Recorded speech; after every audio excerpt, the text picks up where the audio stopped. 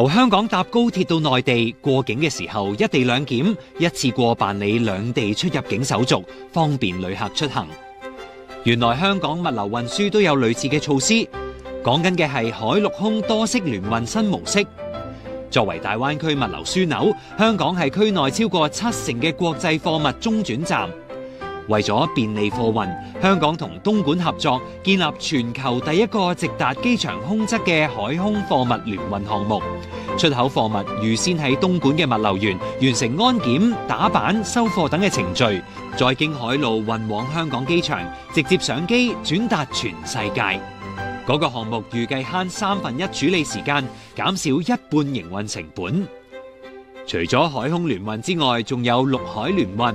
2024年開通如心港途定班列，貨物由重慶經鐵路運去深圳鹽田港，最快6個鐘頭能夠運到香港葵涌貨櫃碼頭，快速轉運到世界各地。海陸空全方位聯運，提升效率，節省成本，為香港呢個世界級物流樞紐注入全新動力。